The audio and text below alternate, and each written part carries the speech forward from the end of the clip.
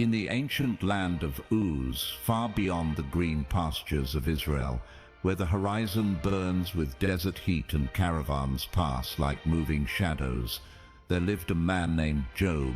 He was known throughout the East as the greatest among all the people of his time, a man of immense wealth and even greater character. Job was blameless and upright. He feared God deeply and shunned every trace of evil.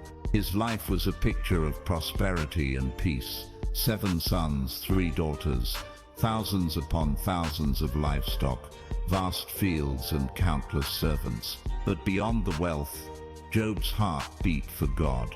At the first light of every morning, he would rise and offer burnt sacrifices on behalf of each of his children, thinking, perhaps they have sinned and cursed God in their hearts. This was Job, a man whose reverence for God guided every breath of his life. Far above the earth, beyond mortal sight, the heavenly court assembled before the throne of the Almighty. Among the angels came Satan, the accuser, walking to and fro on the earth. The Lord spoke of his servant Job with pride, saying, "There is none like him, blameless and upright, one who fears God and turns away from evil." But Satan scoffed, "Does Job fear God for nothing? Have you not placed a hedge of protection around him, his household, and all that he has? Strike all he owns, and he will surely curse you to your face." And the Lord in his mysterious wisdom granted permission. "Very well, all that he has is in your power, but on the man himself do not lay a hand." What Job did not know was that the greatest test of his life was about to begin. The day of disaster came like a whirlwind out of nowhere. Job was in his home when the first messenger arrived. Breathless and terrified, the Sabaeans attacked. They took the oxen and donkeys and killed the servants. Even as the words still hung in the air, another man ran in, his clothes torn. The fire of God fell from the sky and burned the sheep and the shepherds. All are gone. Before Job could even speak, a third messenger stumbled in, saying, "The Chaldeans raided, took all your camels and killed your servants." And then the most crushing blow of all, a fourth man, pale with grief, fell before Job and whispered, "Your sons and daughters." They were feasting in their eldest brother's house when a mighty wind struck from the desert. The house collapsed. They are all dead. In one unspeakable day, Job lost everything: wealth, servants, and the 10 children who were his joy. Yet instead of cursing God, Job tore his robe, shaved his head, fell to the ground and worshipped, saying, "Naked I came from my mother's womb, and naked I will depart.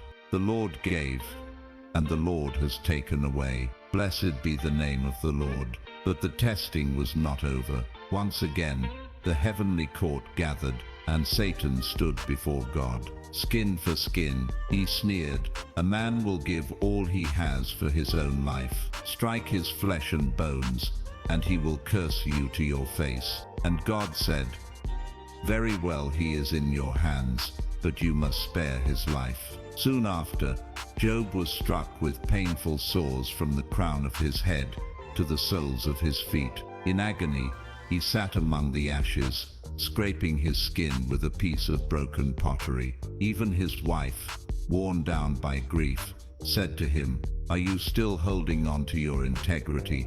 Curse God and die." But Job replied, "Shall we accept good from God and not trouble?"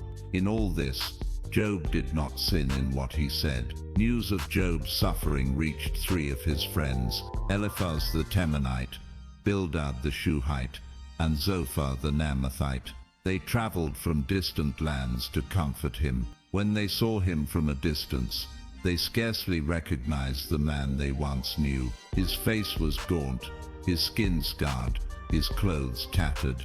They wept aloud, tore their robes, and sprinkled dust upon their heads. For 7 days and 7 nights, they sat with him on the ground, in silence, sharing his grief.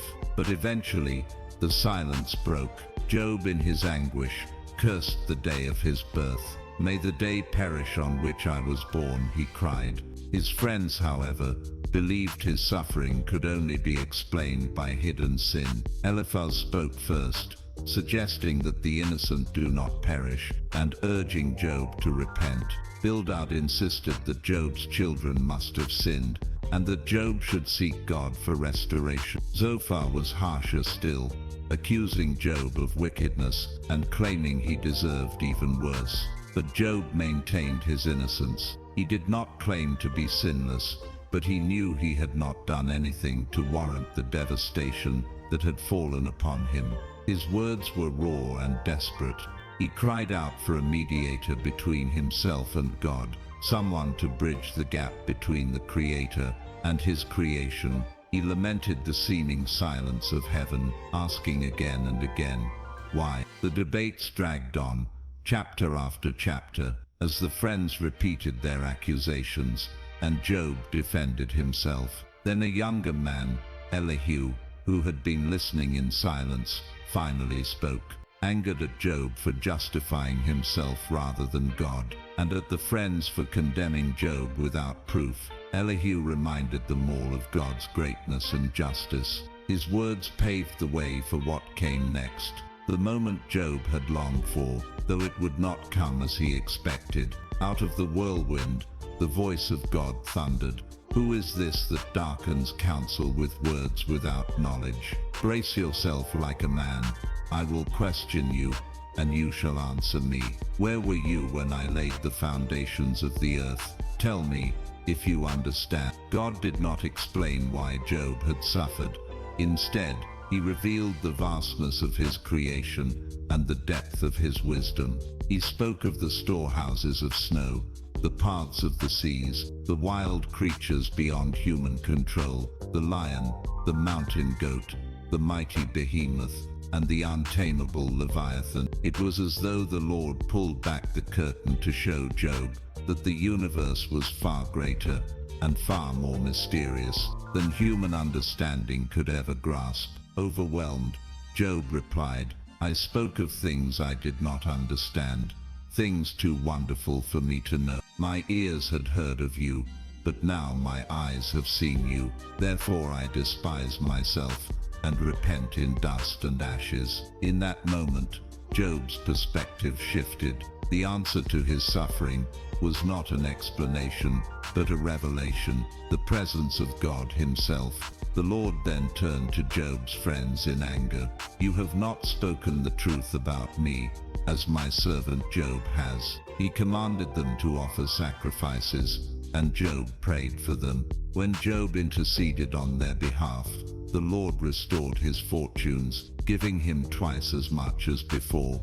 His brothers and sisters, and all who had known him, came to eat in his house and comfort him for all the trouble the Lord had allowed. God blessed the latter part of Job's life more than the first 14,000 sheep, 6,000 camels, 1,000 yoke of oxen, and 1,000 donkeys. Job also had 7 more sons and 3 more daughters, the most beautiful women in the land. For 140 years, Job lived to see his children and grandchildren to the 4th generation, and then, full of days and honor, Job died. The life of Job remains one of the most profound testimonies in human history, a story of faith that survives the silence of God, of trust that withstands the fiercest storms, and of a man who discovered that the greatest treasure is not in what God gives or takes away, but in God himself.